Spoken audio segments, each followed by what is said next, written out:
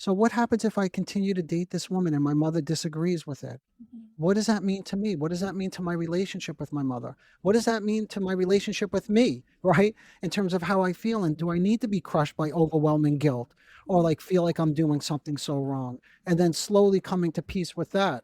Right, right. And I often say that if there's so much guilt, I feel like you've probably been manipulated in some way, right? Mhm. You've probably been subtly told that what you really want is not good. So I think sitting with that guilt piece and tolerating that guilt is really important. Maybe even just making a column of like, this is what my intuition and my heart wants. This is what my mom is telling me I should be. Mhm. And just comparing those two columns and seeing, but what does my heart actually want? And am I allowed to want what my heart wants? And I think you are if you're not actively trying to hurt someone.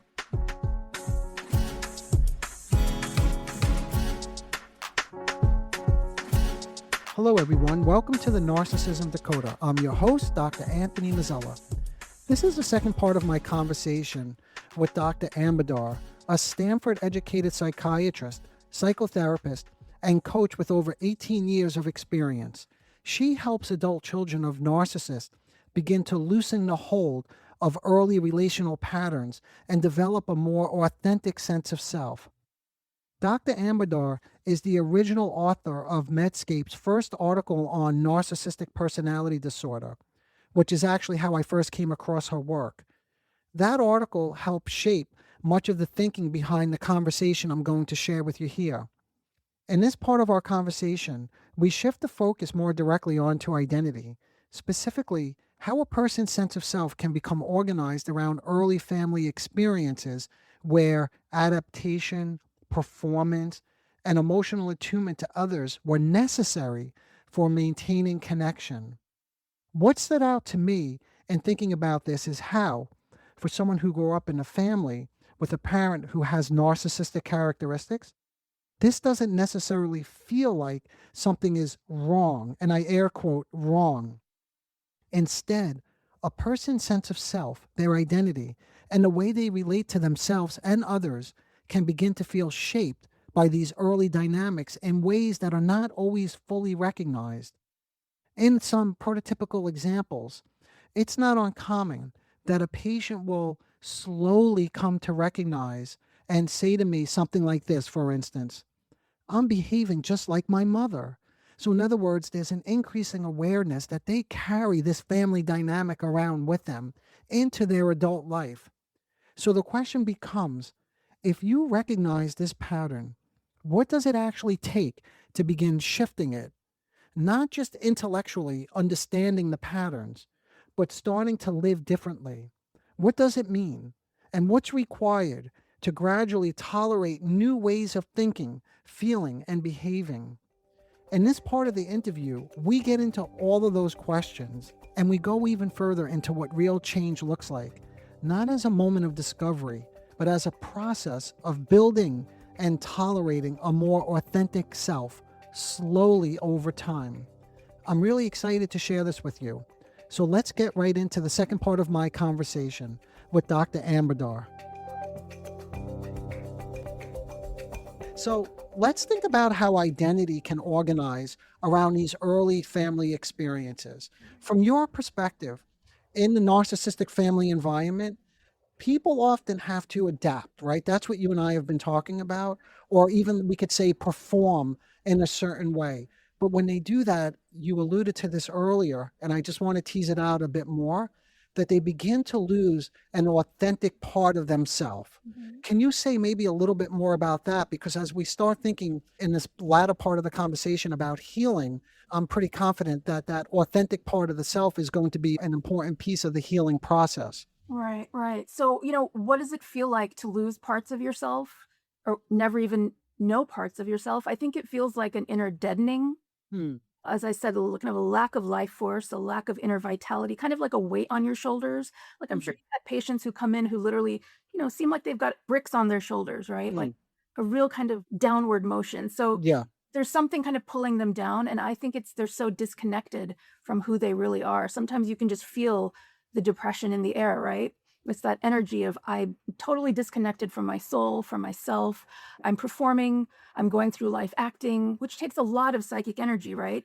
To be acting in Hmm. your life, that takes a lot of energy. And the acting is what, if we could just dwell on that, is that on always keeping people pleased or happy with you, or did you have something else in mind? Or doing things that you're supposed to do, doing Mm, things that you should be doing. I think we don't talk about this enough, but in society, I think so many people do things because they should be doing them, mhm, supposed to be doing them. And we never really talk honestly about, do you actually want to do that? You don't mhm, have to do XYZ.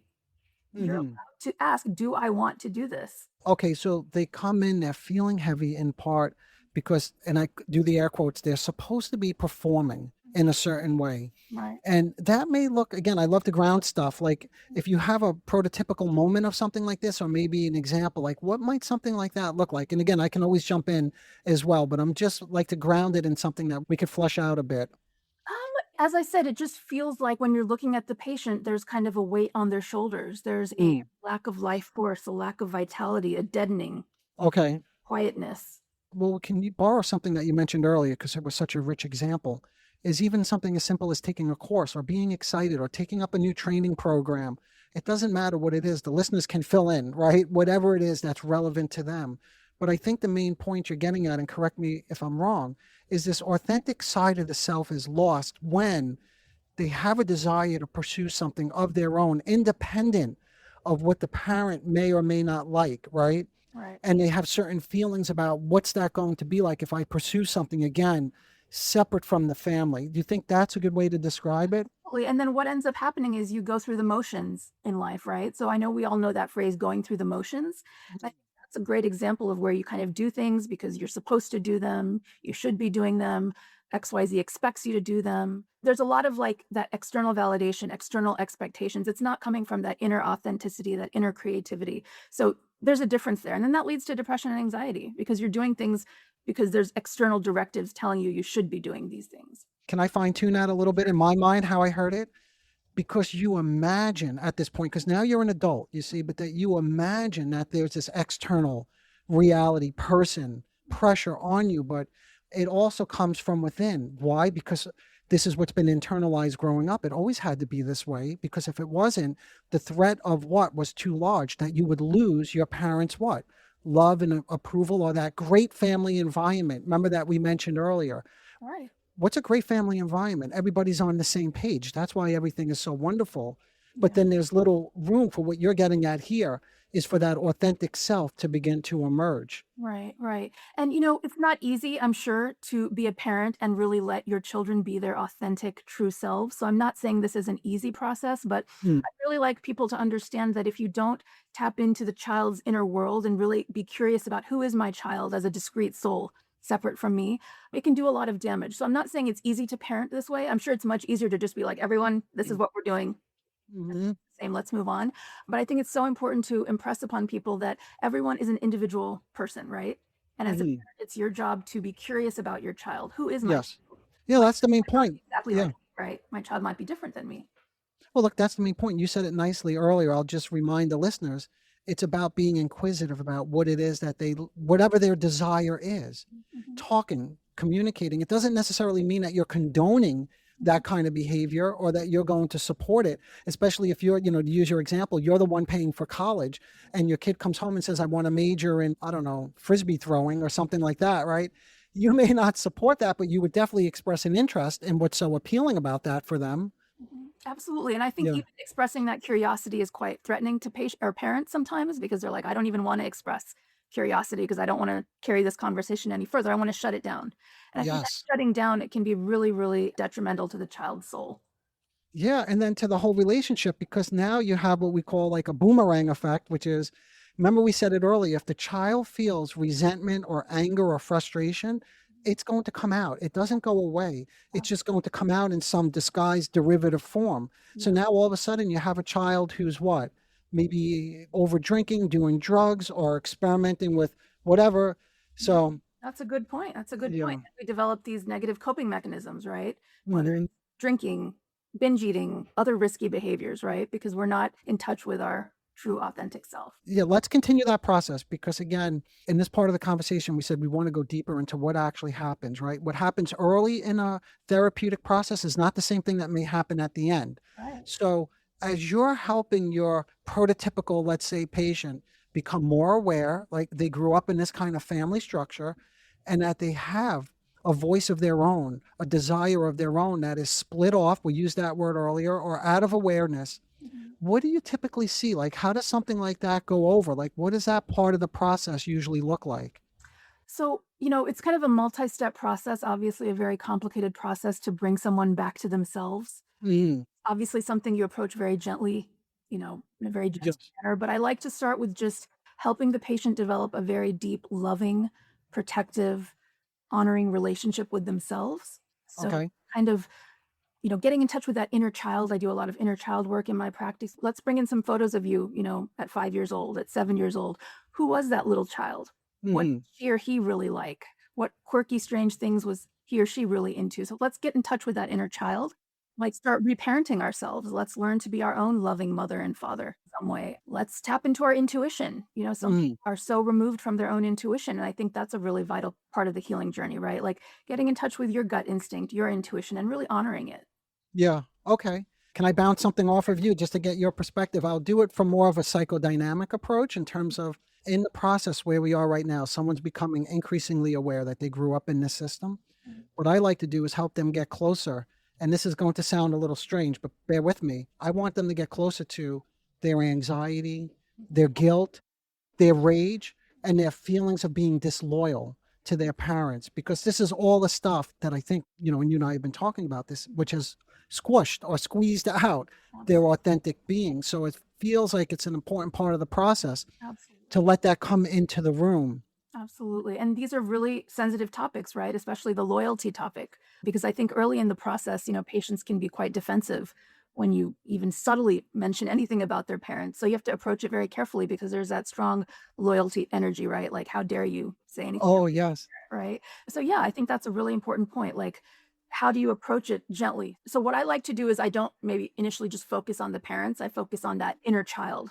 I focus Mhm. developing that loving relationship with yourself, with the self-compassion piece, because I think that's kind of a smoother way to kind of go into the process instead of Okay. you are depressed because of you had narcissistic parents. So I start with, let's get in touch with your inner child. Let's get in touch Mhm. with who you were when Okay. you were a kid.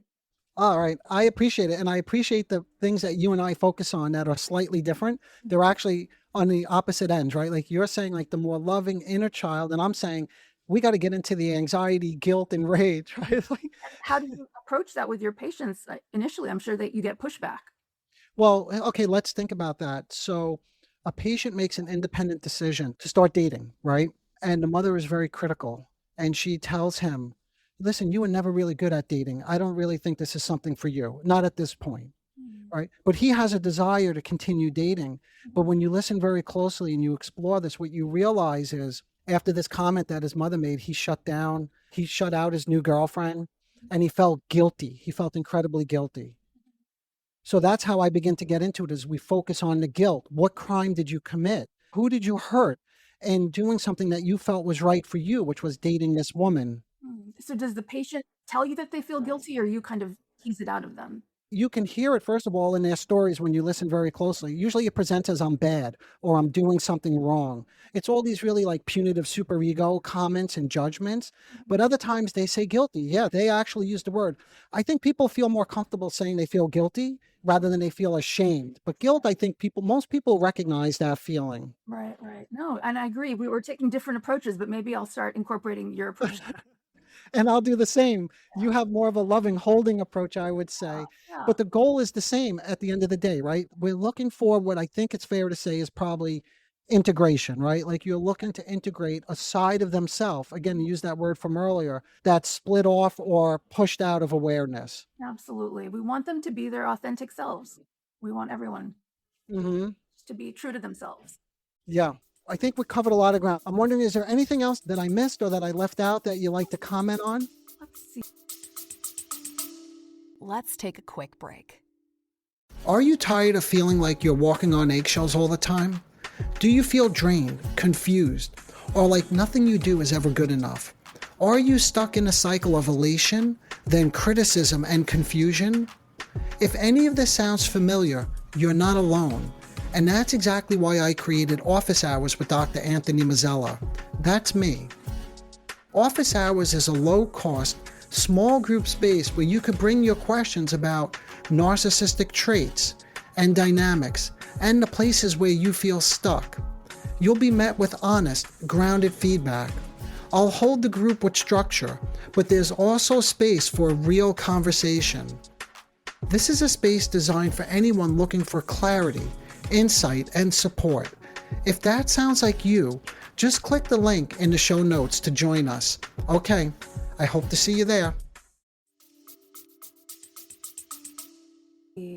I think with the healing, I think I mentioned the piece about self-compassion. That's so important. Tapping into intuition, assertiveness training, really helping the patient develop practical tools for speaking up and using their voice, which can be quite scary. It's not something they're used to. So kind of tapping into calming your nervous system as you're going to make these changes in your life, because all of this is unfamiliar.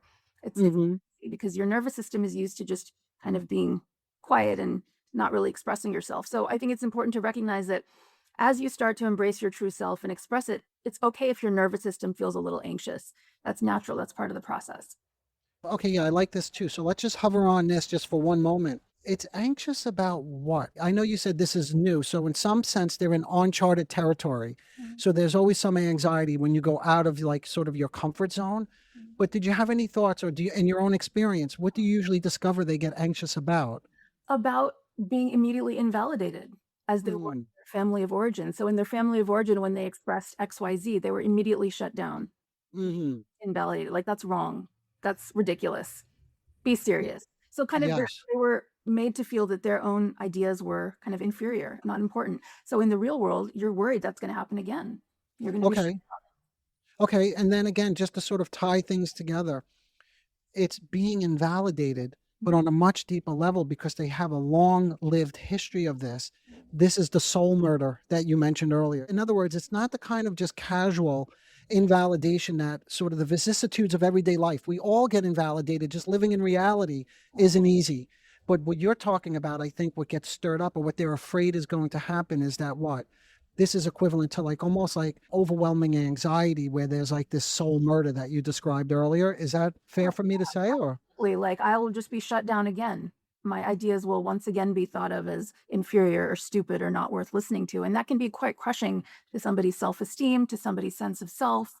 Yes. So, yeah, it's not an easy process. It's not an easy process. I like that, because we can then try to help them in terms of the therapeutic work at that moment.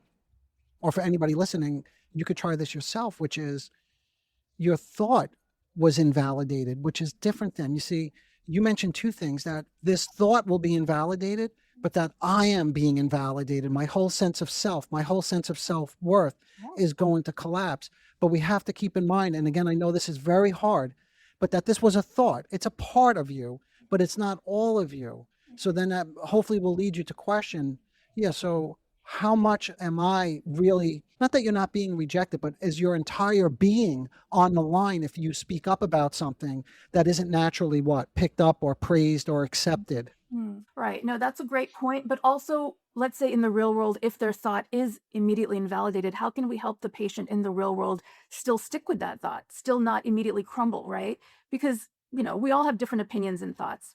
I found in the real world, sometimes it's really just whoever is more dominant who can just stay with their thought. Is that thought more right, or is that thought more right? So I feel like just helping the patient recognize kind of just interpersonal dynamics in the real world, where some people are more dominant and some people are more submissive. And how can you stay with your thought? How can you honor your thought and say, no, actually, I believe my thought, even if you're being kind of invalidated by a dominant personality?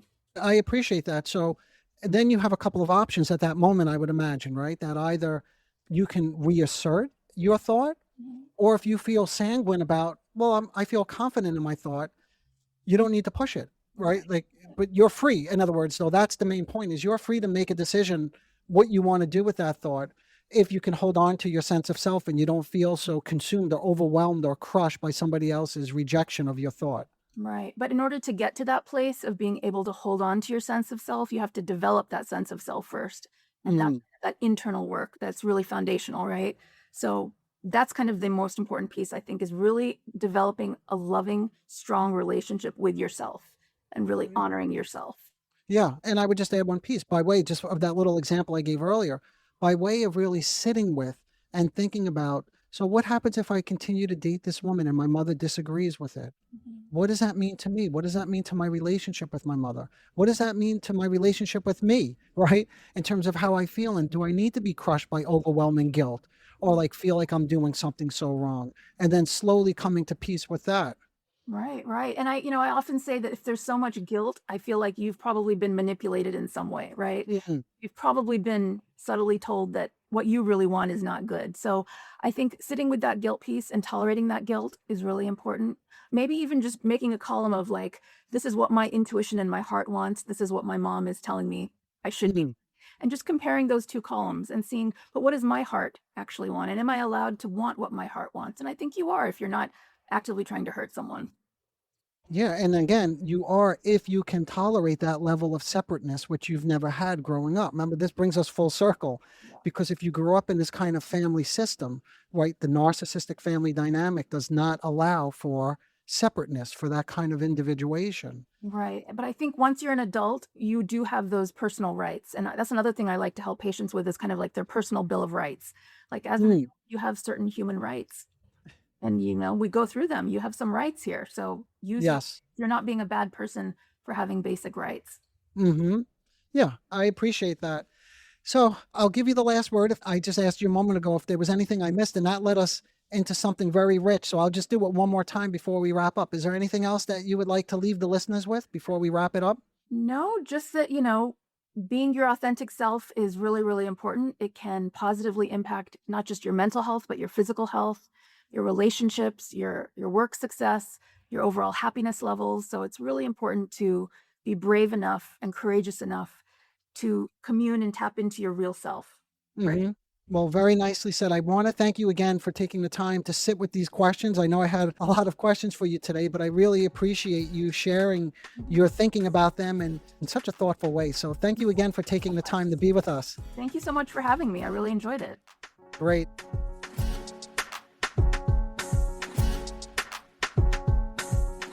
There's still so much more to say about this, but we have to stop here for now. If this spoke to you and you're curious to learn more about all issues related to narcissism, please support the show by subscribing so you don't miss what's coming next. And even more importantly, take a moment to leave a review. Reviews make the podcast easier for others to find, which helps the show grow. The more the show grows, the more I can invest in creating thoughtful content that supports you in understanding and navigating your experiences with narcissism. Okay, thanks for being here with me. I'm grateful we got to explore this one together. Until next time, take care of yourself. Bye for now. Disclaimer alert. The Narcissism Decoder podcast is provided for general information purposes only. The content presented in this podcast is not intended to diagnose, treat, or cure any psychological condition related to narcissism. The content on this podcast should not be considered a substitute for professional medical advice, diagnosis, or treatment. For specific advice pertaining to narcissism or any other psychological condition, you could reach me directly.